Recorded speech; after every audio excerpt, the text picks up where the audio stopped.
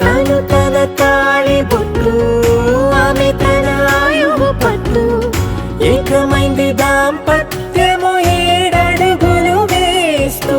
నాలో సగం నీవంటూ, నీలో సగం నేనంటూ, జనుమలు జతపడువలపుగ ఇరు మనసులకొక తలపుగ కలగలిసిన ఒక తను.